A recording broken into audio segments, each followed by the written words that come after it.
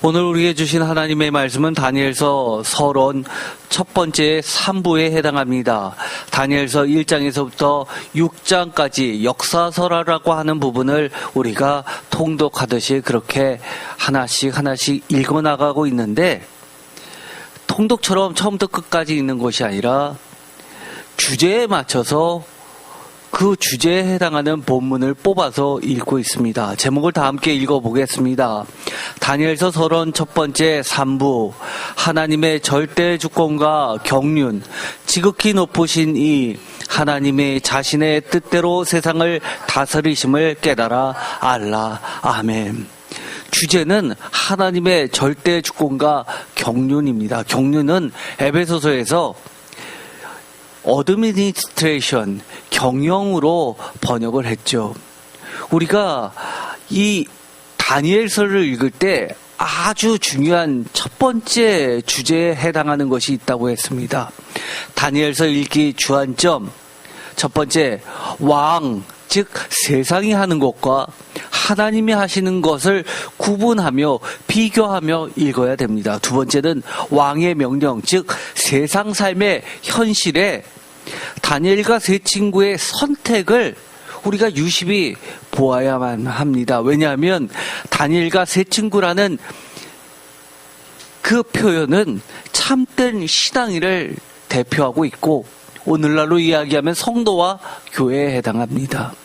이들이 선택한 것은 참된 신앙인의 오늘을 살아내는 모습이기도 하기 때문입니다. 그래서 역사서라고 하는 1장부터 6장까지 중에서 특별히 다른 내용을 중심으로 다루는 것이 아니라 이처럼 다니엘서 읽기 주안점에 해당하는 것처럼 하나님이 어떻게 하고 계신지, 그리고 우리들은 어떻게 해야 되는지를 중심으로 읽어나가고 있는 겁니다. 이것은 여러분이 다니엘서를 읽을 때 제일 첫 번째 주안점을 두고 읽어야 하는 겁니다. 다니엘서에 두드러진 특징이 있다고 그랬죠. 어떤 묵시문학에 흔히 등장하는 숫자나 짐승이나 비밀이나 어떤 종말에 대한 예언을 맞추기식, 마치 점쟁이가 점을 치듯이 그렇게 보는 것이 아니라 이 다니엘서의 특이점에 중심을 두면서 지혜가 무엇인지, 세상의 지혜와 무엇이 다른지, 하나님을 참으로 경외하는 것이 참된 지혜임을 깨달으면서 읽는 것이 중요하다고 그랬습니다. 두드러진 특이점은 다니엘서의 이중 언어였습니다. 히브리어와 아람어 구조로 되어 있다고 했죠. 이것이 왜 중요하냐면 단순히 형식을 나눌 때 중요하다고 한 것이 아니라, 심지어 히브리 사람들이 이 자신들의 히브리어는 하나님의 언어라고 생각했었던, 그래서 하나님의 말씀이 선포될 때는 반드시 히브리어로 선포된다고 믿고 있었던 이들에게 아람어라고 하는 이 다른 이종, 다른 종류의 언어를 통해서 하나님이 말씀하신다는 것은 커다란 충격일 수 있겠지만, 오늘날 우리들에게 있어서는 어떤 의미냐 하면 하나님의 구원 계획이 전 세계 만백성을 향하고 있다는 중요한 개념이었습니다. 오늘날 개역개정으로 번역된 성경, 이것도 천국 언어라고 제가 말씀을 드렸습니다. 우리나라 말로 되어 있는 성경을 읽을 때 우리는 무엇을 깨달아야 됩니까? 히브리 사람들이 아람어를 통해서 하나님의 말씀이 선포될 때의 그 충격 이상으로, 하나님이 우리를 향한 그 사랑하심이 각별하다는 것을 읽어내야 된다고 말씀을 드렸습니다. 다니엘서의 구조는 히브리어, 아람어, 히브리어 구조로 되어 있고, 히브리어는 1장 1절에서 2장 4절 상반절, 그리고 아람어는 2장 4절 하반절에서 6장 28절, 또다시 환상들에 해당하는 도입부인 7장 1절부터 28절까지는 아람어, 그 뒤에 본론은 8장 1절에서 12장 13절까지의 말씀으로 구성되어 있습니다. 어떻게 보면 히브리어만 뭉쳐서 보았을 때 이것이 성경일까요? 저는 이렇게 이야기합니다. 오늘날 우리 손에 쥐어진 대로가 성경입니다.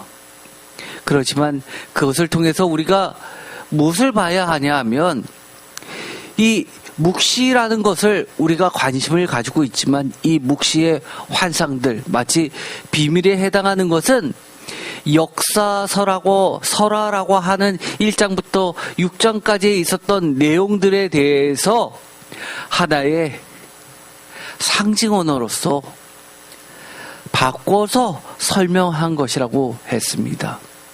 어떻게 보면 A-구조, B-구조, C-구조라는 2장부터 7장까지 교차 구조가 굉장히 중요합니다.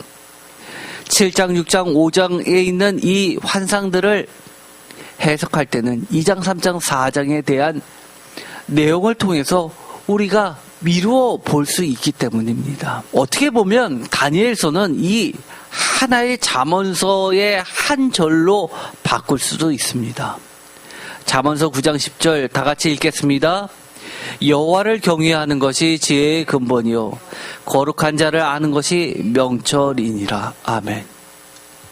이 잠언서 9장 10절의 이 한 말씀만 갖고도 사실 하나님께서는 우리에게 충분한 이야기를 해주셨습니다.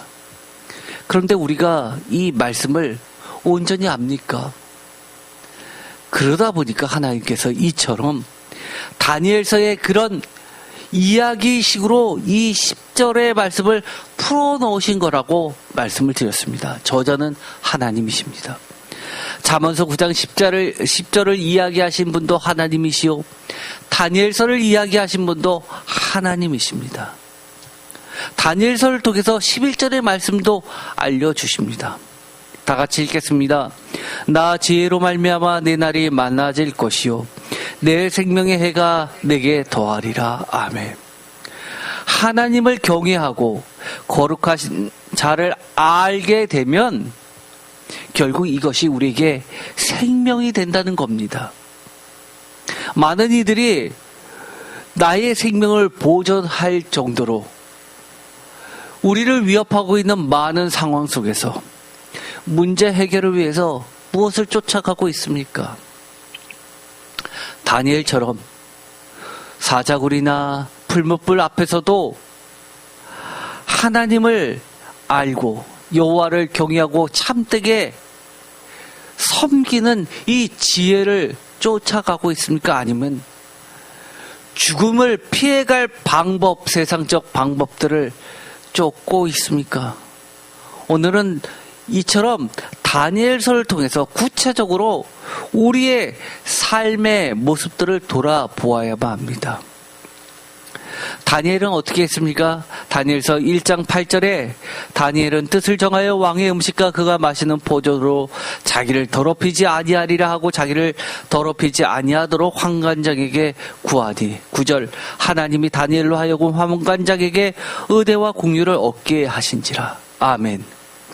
이처럼 우리는 때마다 일마다 우리의 선택 앞에서 이처럼 세상과 타협하지 말고 오직 하나님께 뜻을 정해야 합니다. 그러면 안 될 것 같았던 것도 9절에 보면 하나님께서 긍휼을 얻게 하신다는 것을 가르쳐주고 있습니다. 여기까지는 지난 시간에 했죠. 다니엘서 2장 1절 느부갓네살이 다스린 지 2년이 되는 해 느부갓네살이 꿈을 꾸고 그로 말미암아 마음이 번민하여 잠을 이루지 못한지라. 다니엘서 2장 4절 상반절까지는 언어가 무엇으로 구성되어 있다고 그랬죠? 우리가 이미 살펴본 것처럼 히브리어로 구성되어 있다는 겁니다. 어떤 이들은 이 히브리어로 되어 있는 부분과 아람어로 되어 있는 부분, 아람어가 먼저 기록이 되어 있고 나중에 히브리어로 양 끝을 쌌다라고 주장하시는 분도 계시지만 우리는 그렇게 읽을 필요가 전혀 없습니다. 어쨌든 간에 이 다니엘서 2장 1절은 그러한 학자들의 주장을 받아들인다고 하더라도 우리에게 무엇을 준비시키고 있냐 하면 느부갓네살이라는 역사 이야기인 것처럼 보이지만 시간은 하나님께 속해 있고 역사도 하나님께 속해 있다는 것을 깨달으라는 겁니다. 느부갓네살이 하나님을 모릅니다. 그러나 자신은 하나님의 역사와 경륜 안에 놓여 있다는 것을 서서히 접하게 되는 시간이 온 겁니다. 꿈을 꾸고 그로 말미암아 마음이 번민하여 잠을 이루지 못합니다. 다니엘서 2장 8절에 보면 이 왕은 자기의 번민한 꿈을 해결하기 위하여 바벨론의 여러 박사들을, 꿈을 해석할 줄 안다는 똑똑한 지혜자들을 다그칩니다. 그런데 그 질문이 인간적인 눈으로 봤을 땐 완전히 뭐라고 그랬습니까? 트집 잡는 거라고 그랬죠. 꿈을 이야기해주고 그 꿈이 뭐냐라고 물어보는 것이 아닙니다. 내가 꿈을 꿨는데 이 꿈을 맞춰보라 라는 겁니다. 그렇다는 이야기는 이 느부갓네살 왕은 정확하게는 모르지만 대충 그 꿈에 대해서 짐작은 하고 있었다는 겁니다. 아, 이것은 어떤 역사를 이뤄내는 건데 뭔가 불길한 느낌을 받은 겁니다. 그래서 번민한 겁니다. 만약에 기분이 좋을 정도로 좋은 꿈이라고 생각했더라면 그것을 얘기했을 겁니다.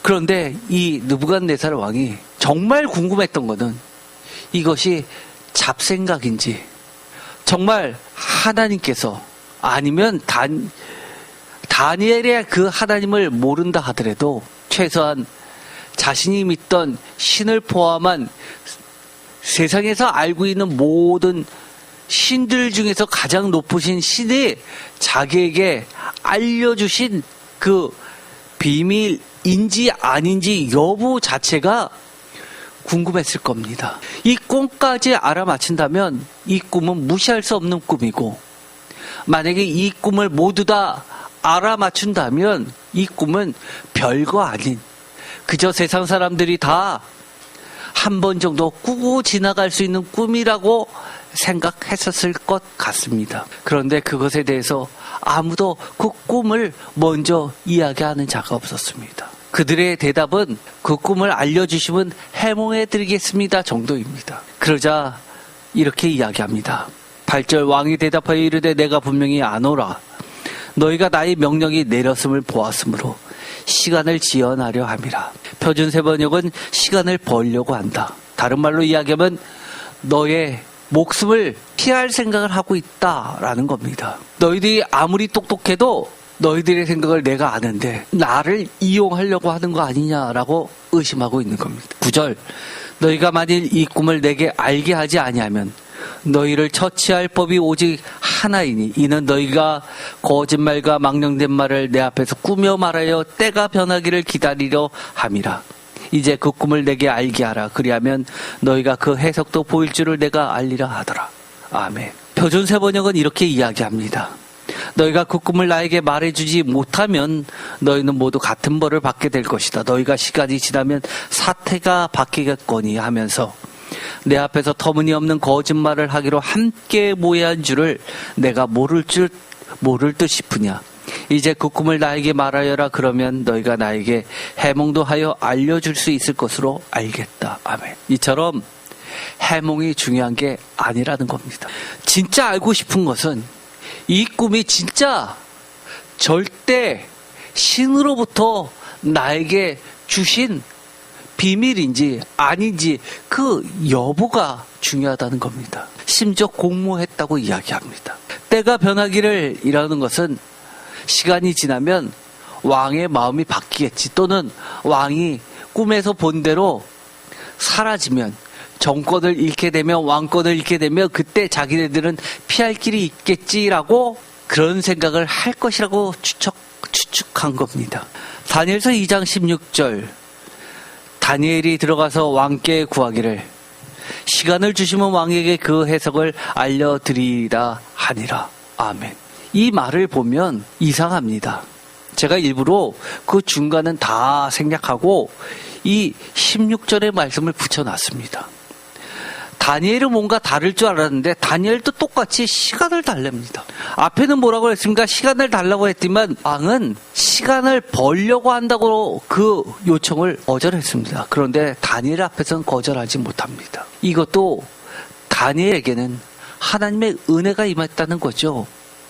하나님이 경영하고 계시다는 것을 확인시켜 주시는 겁니다. 세상은 다 똑같이 움직이지 않습니다. 하나님의 손 안에서 움직인다는 사실을 반드시 기억하십시오.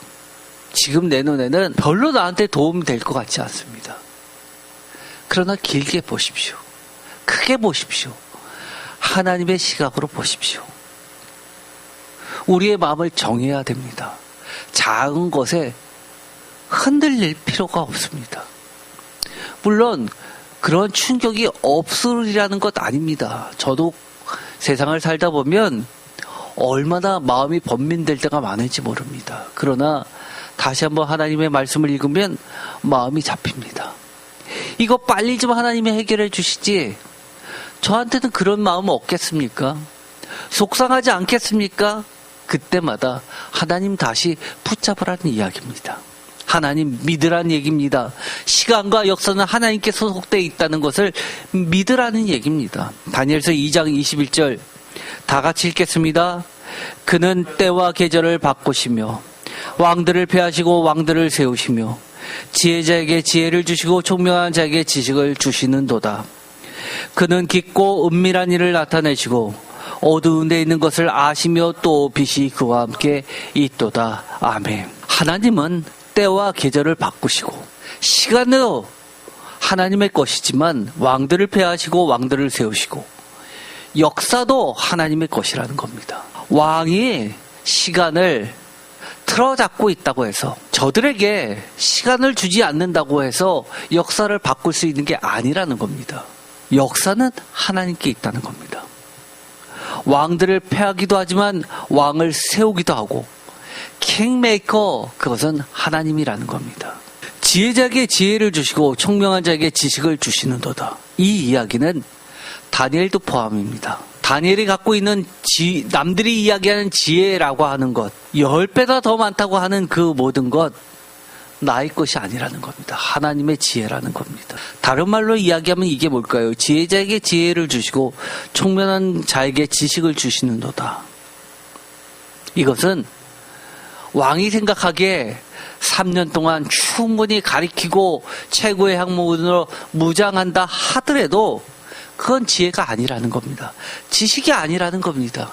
참된 지혜, 참된 지식은 하나님을 경외하고 하나님을 아는 것만이 지혜이지 나머지는 다 어리석다고 이야기를 하는 겁니다. 사도 바울도 마찬가지죠. 세상에 미련한 자를 세워서 높이시는 하나님 이야기합니다. 22절 깊고 은밀한 것을 나타내시며 이것은 꿈만을 이야기합니까? 아니죠. 이것은 비밀, 묵시도 이야기합니다. 묵시가 뭐라고 그랬죠? 감춰져 있는 것이라고 했습니다. 그것이 드러나는 것을 묵시라고 했습니다. 은밀한 것을 나타내시는 계시, 이것은 하나님이 풀어주셔야지만 이해되는 겁니다.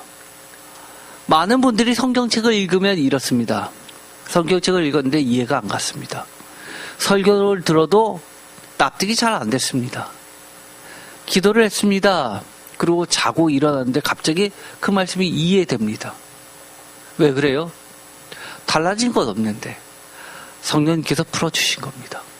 혼자 읽을 때는 아무리 읽어도 무슨 소리인지 몰랐는데 교회에서 예배 시간에 다 같이 읽으니까 갑자기 이해가 됩니다. 성령님께서 풀어주시는 겁니다. 어떤 사람은 신학교를 나왔는데도 모르는데 어떤 성도님은 신학교의 신자도 모르는데 신학교를 나온 사람보다 더 하나님의 말씀을 깊이 아는 분들 계십니다. 성경은 하나님의 말씀입니다. 그렇기 때문에 하나님이 풀어주실 때 성령님께서 가르쳐 주실 때 알게 되는 겁니다. 또 있습니다. 어두운 데 있는 것을 아시며 또 빛이 그와 함께 있도다. 이 말은 하나님 몰래 나만 알겠지라고 생각하는 것도 하나님은 파헤치신다는 겁니다. 왕이 너희들이 진짜 알아 문제 내도 목숨 걸고 장난쳐도 하나님은 아신다는 겁니다. 또 거짓을 꾸민 것들 공모했습니다. 99.9%가 공모해서 의로운 자 하나를 죽이려고 달려듭니다. 그래봤자 소용없다는 겁니다. 거짓을 드러내는 신이 그것은 하나님이십니다. 예수님도 똑같은 말씀을 하셨습니다. 예수님이 이 땅에 오셨습니다. 그들이 예수님께 나오지 않습니다. 하나님은 안타까워하십니다. 예수님은 그것을 보고 딱 한마디로 정의하십니다. 빛이 세상에 왔지만 요한복음 1장에 보면 세상 사람들은 빛을 싫어해서 가까이 오기를 거부한다고 합니다. 진리를 거부했다고 합니다. 우리는 하나님 가까이 갈수록, 말씀 가까이 갈수록 우리의 거짓된 것이 어둠이 안 드러납니까? 드러납니다. 저도 성경책 보면 늘 부끄럽습니다. 그런데도 하나님 찾습니다. 왜요? 그 안에 진리가 있고 내 어둠이 드러나서 하나님 앞에 고백하고 자백하는 것 자체가 기쁨이 있기 때문입니다. 우리가 잘못을 저질렀는데도 불구하고 하나님 앞에 더러운 것이 있는데도 불구하고 마지막까지 그것을 깨끗이 하지 않고 하나님의 심판대 앞에, 그리스도의 심판대 앞에 쓴다면 어떻게 되겠습니까? 미리미리 말씀으로 깨끗이 씻고 예수 그리스도의 피로 정결함을 받아야지만 우리가 모의고사 치르는 거나 마찬가지 아니겠습니까? 제가 늘 그랬죠. 세상에서 가장 불쌍한 사람이 누구냐 했을 때 하나님을 안 믿고 예수님을 안 믿는 사람이 제일 불쌍한 사람이라고 많은 사람들이 이야기하지만 저는 그보다도 더 불쌍한 사람이 있습니다. 하나님을 믿는다고 하지만 진짜 하나님을 믿지 않는 자들, 이것처럼 가장 불쌍한 사람 어디 있습니까? 교회에 나와서 예배 드렸습니다. 11조 했습니다. 예배 안 빠집니다. 그런데 하나님의 말씀을 자기의 목적을 채우는데 듬성듬성 읽어나갑니다. 세상의 복을 쫓아가면서 하나님의 말씀을 읽습니다. 점쟁이 우상에게 숭배하듯이 그렇게 하나님의 말씀을 마치 보험 들듯이 그렇게 믿습니다. 제일 불쌍한 사람입니다. 나중에 예수님이 이렇게 이야기합니다. 주여 주여 하는 자, 그러나 나는 너를 모른다고 이야기하시는 자가 가장 불쌍한 겁니다. 우리는 이처럼 깊고 은밀한 일을 나타내시고 어두운 데 있는 것을 아시며 또 빛이 그와 함께 있으신 분 하나님께 더 한 발짝이라도 더 가까이 나가서 하나님의 뜻대로 우리를 바꿔야 됩니다. 다니엘서 2장 25절. 이에 아리옥이 다니엘을 데리고 급히 왕 앞에 들어가서 이르되 내가 사로잡혀온 유다 자손 중에서 한 사람을 찾아내었나이다. 그가 해석을 왕께 알려드리이다 하니라. 여기서 급히라고 이야기합니다. 다니엘서 2장만 하더라도 1장에도 계속 그랬죠. 반복되는 중요한 키워드는 시간입니다. 급히, 어느 때, 지체, 다 시간에 대한 이야기입니다. 다른 말로 이야기하면 하나님에 대한 이야기입니다.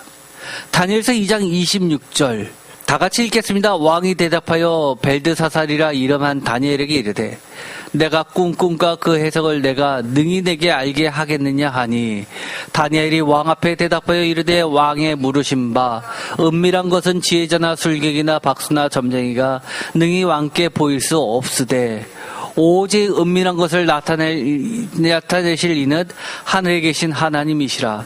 그가 느부갓네살 왕에게 후일에 될 일을 알게 하셨나이다. 왕의 꿈 곧 왕이 침상에서 머릿속으로 받은 환상은 이러하니이다. 아멘. 뭐라고 그럽니까? 계속해서 은밀한 것을, 그 꿈을 누가 좌지우지한다는 겁니까? 하나님이라는 겁니다. 하늘에 계신 하나님이라고 하는 겁니다. 하늘에 계신 하나님, 느부갓네살은 이 이야기를 들었을 때 어떤 생각이 들었을까요? 한 방 먹었을 겁니다. 내가 마르독을 섬겼는데, 지혜의 신 느보를 섬겼는데 그게 다 아니야? 도대체 하늘에 계신 하나님이 뭐야? 라고 생각했을 겁니다. 마르독, 하늘의 여신보다 더 높으신 분이 계신 거야? 그게 다 우상이란 말이야? 떨렸을 겁니다. 29절 왕이여 왕이 침상에서 장래일을 생각하실 때 은밀한 것을 나타내시는 이가 장래일을 왕에게 알게 하셨나이다. 장래 은밀한 거 알게, 이게 바로 묵시라는 것이죠. 30절에 다시 은밀을 얘기합니다. 은밀한 것을 얘기합니다. 내게 이 은밀한 것을 나타내심은 세상에 말하는 지혜, 그거 아니란 얘기입니다. 내 지혜가 모든 사람보다 낫기 때문이 아니라 오직 그 해석을 왕에게 알려서 왕이 마음으로 생각하던 것을 왕에게 알려주려 하심이니라. 표준서 번역으로 다 같이 읽겠습니다. 저에게 이 비밀을 드러내신 것은 제가 다른 사람보다 지혜가 더 있어서가 아니라 임금님께서 그 꿈을 해몽해 드려서 임금님의 마음속에 있는 생각들을 임금님께서 아시도록 하시려는 것입니다. 아멘. 여기서 주어가 뭡니까? 다니엘입니까? 주어가 뭡니까? 왕입니까? 하나님입니다. 나타내신 분이 누굽니까? 하나님입니다. 알게 하신 분의 주어가 누굽니까? 38절에 주어 있습니까? 내게 은밀한 것을 나타내시면 내 지혜가 모든 사람보다 낫기 때문이 아니라 오직 그 해석을 왕에게 알려서 왕이 마음으로 생각하던 것을 왕에게 알려주려 하심이라. 이 30절은요 참 특이한데 한국어로 돼도 주어가 하나도 없습니다. 그렇죠? 서술어만 있습니다.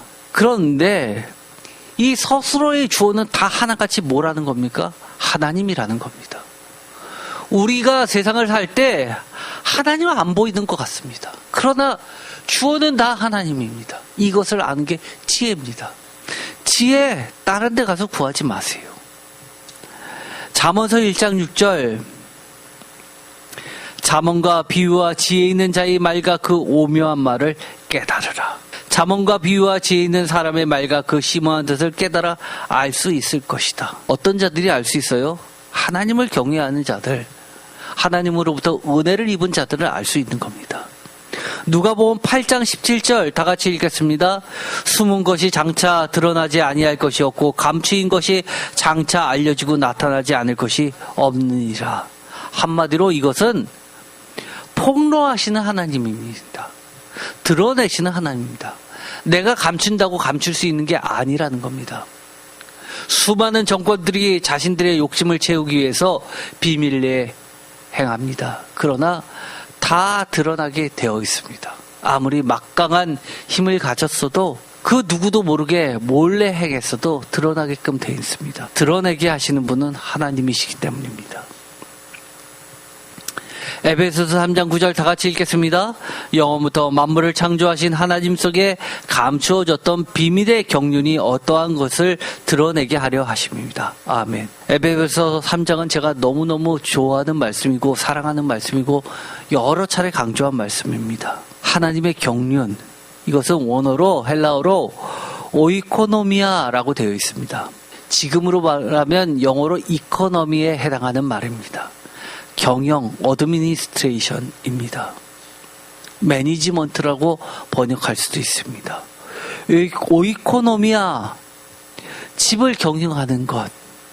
그래서 이것은 이런 말로도 번역이 됩니다. 청지기로도 번역될 수 있는 말입니다. 하나님께서 경영하시는 대표적인 방법은 하나님이 직접 경영도 하십니다. 대표적으로 뭐죠? 예수님을 통해서 예수님이 경영하셨습니다. 또 뭐도 있죠? 하나님이 청지기를 세우셔서 청지기를 통해서 하나님의 경영을 하십니다. 대표적으로 다윗 왕도 있었습니다. 또 하나님의 그리스도의 종들도 있었죠. 다니엘서 2장 37절 왕이여 왕은 여러 왕들 중에 왕이시라 높여오고 있습니다. 왕의 왕, King of Kings. 영어로 요즘에 King of Kings라고 영어가 나왔죠. 누구를 나타냅니까? King of Kings. 예수 그리스도를 나타내는 중요한 용어입니다. 타이틀입니다. 만왕의 왕. 어디서 봤죠 우리가? 이사야서와 요한계시록입니다. 만왕의 왕, 만주의 주. 이것이 King of Kings입니다. 그런데 느부갓네살은 바벨론의 저 페르시아부터 시작해서 동쪽은 서쪽은 어디까지 점령을 했죠? 애국까지 점령했습니다. 킹 오브 킹스라고 스스로를 불렀습니다. 그런데 다니엘은 그것을 빗대서 이렇게 이야기합니다. 왕이여 왕은 여러 왕들 중에 왕이시라. 하늘의 하나님이 나라와 권세와 능력과 영광을 왕에게 주셨고 라고 이야기합니다. 킹 오브 킹스 위에 뭐가 있다는 겁니까? 하늘의 하나님이 계시다는 것. 왕은 스스로 킹 오브 킹스에서 더 이상 킹은 없다, 최고의 킹은 없다라고 말할지 모르지만 하나님은 언제든지 낮추실 수 있다는 것을 드러내고 있습니다. 이런 말을 왕 앞에서 할 수 있을까요? 목숨 걸지 않고는 불가능하죠. 그런데 다니엘은 이야기합니다. 한마디로 세상과 타협하지 않습니다. 내 목숨이 위태롭지 않을 정도로 나의 똑똑함과 지혜를 통틀어서 줄타기 하듯 신앙생활을 하지 않습니다. 하나님이 기뻐하시는 참된 신앙인은 배타적입니다. 두들겨 맞더라도 타협하지 않는 신앙입니다.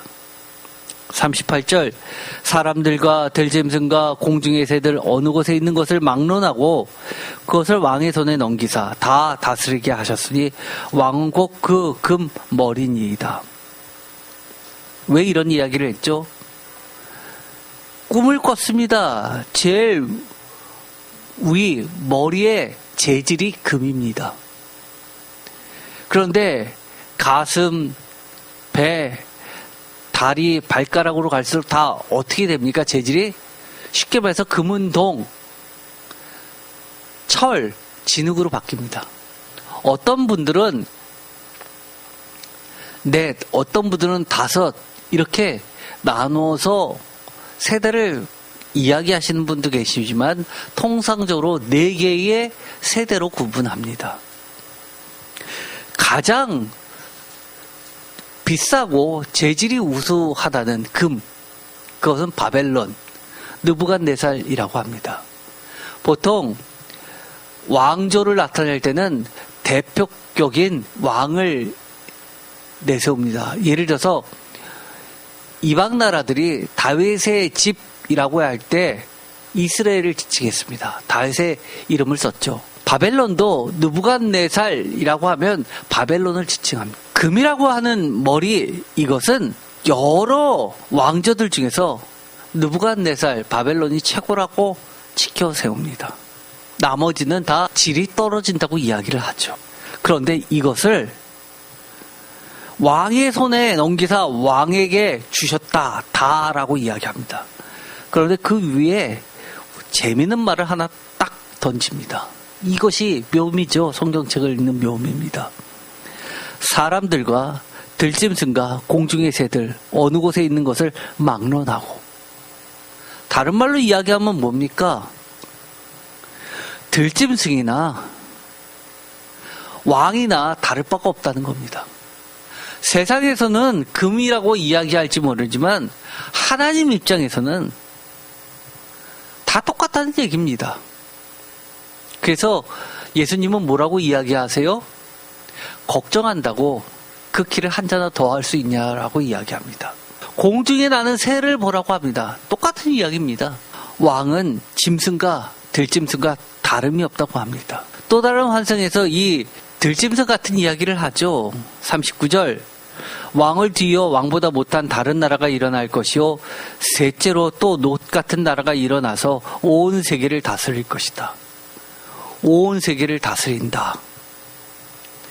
시대 구분은 일단 제가 나중에 다시 자세히 말씀을 드리겠지만 맨 위는 바벨론, 그 다음은 어디입니까? 메데와 페르시아입니다. 메데 따로 페르시아 따로가 아닙니다. 원래 메데는 바벨론의 속국이었죠. 나중에 도시국가인 메데가 바벨론의 용병처럼 활동하다가 나중에 이 바벨론을 배신하고 페르시아와 붙습니다.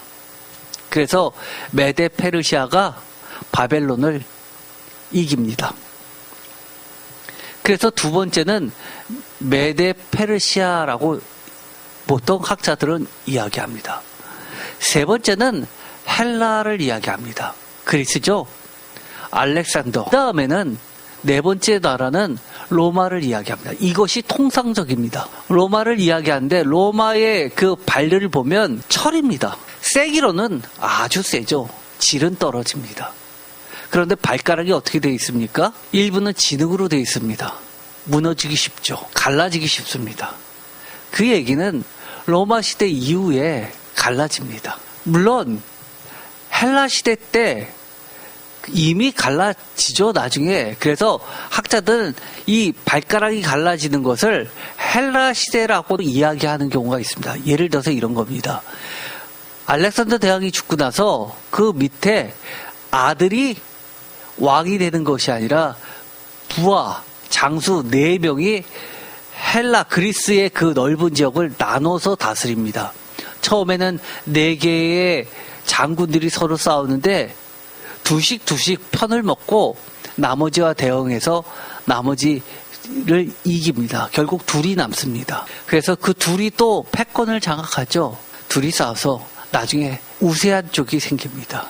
이스라엘을 기점으로 해서 시리아 쪽에 안티오쿠스라고 하는 셀루코스 왕조와 애굽을 기점으로 하는 프톨레미 왕조가 서로 싸우게 되는데 결국 누가 승세를 잡냐면 안티오쿠스가 중심이 되는 셀루코스 왕조가 정권을 잡습니다. 그래서 이 이스라엘은 헬라와의 급속한 영향을 받습니다. 40절 넷째 나라는 강하기가 새 같으니 새는 그 모든 물건을 부서뜨리고 이기는 것이라. 새가 모든 것을 부수는 것 같이 그 나라가 문나라를 부서뜨리고 찢을 것이다. 41절 왕께서 그 발과 발가락이 얼마는 토기장의 진흙이요 얼마는 새인 것을 보셨은즉 그 나라가 나누일 것이며 왕께서 새와 진흙이 섞인 것을 보셨은즉 그 나라가 새 같은 든든함이 있을 것이나 그 발가락이 얼마는 새요 얼마는 진흙인지 그 나라가 얼마는 든든하고 얼마는 부서질 만한 것이요 왕께서 새와 진흙이 섞인 것을 보셨은즉 그들이 다른 민족과 서로 섞일 것이나 그들이 피차에 합하지 아니함이 새와 진흙이 합하지 않은가 같으리라. 44절 다 같이 읽겠습니다. 이 여러 왕들의 시대에 하늘의 하나님이 한 나라를 세우시리니 이것은 영원히 망하지도 아니할 것이요 그 국권이 다른 백성에게로 돌아가지도 아니할 것이요 도리어 이 모든 나라를 쳐서 멸망시키고 영원히 설 것이라. 아멘. 이 44절에 이 영원한 나라가 어느 나라입니까? 결론만 일단 말씀드리고 자세한 건 나중에 별도로 하겠습니다. 이것은 그리스도의 나라입니다. 예수 그리스도의 나라입니다. 종말입니다. 묵시는 종말을 향하고 있다고 그랬죠. 묵시에 대한 종말에 대한 예언, 예수 그리스도의 나라를 선포합니다. 하나님이 직접 한 나라를 세우시는 영원한 나라, 영원히 망하지도 아니하는 나라, 영원히 사는 나라, 이것이 주기도문 속에 들어가 있는 겁니다.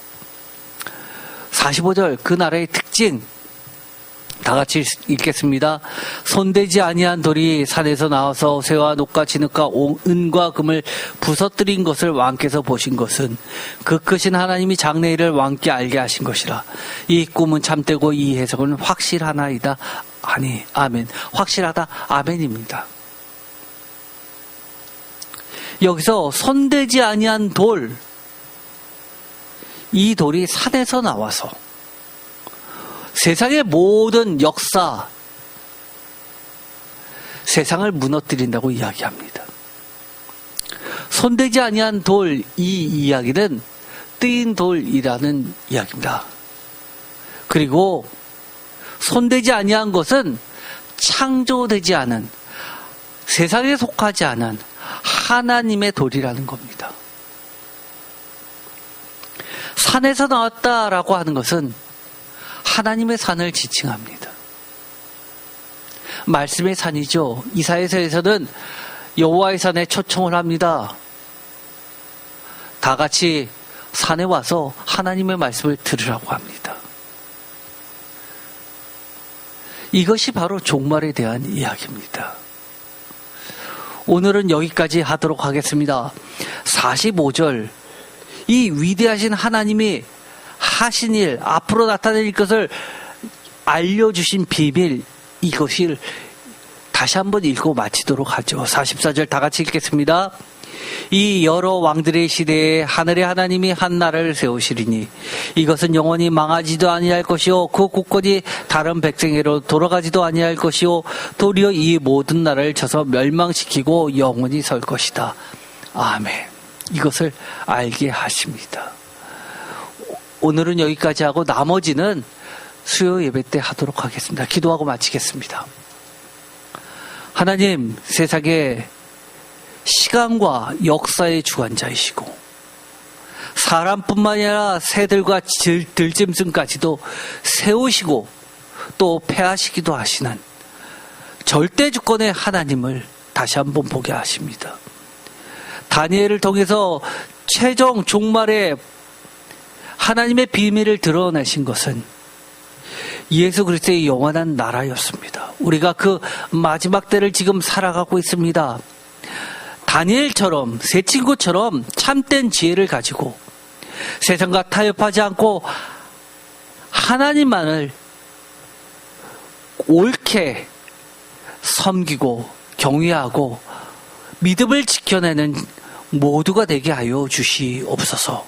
예수 그리스도의 이름으로 기도드립니다. 아멘.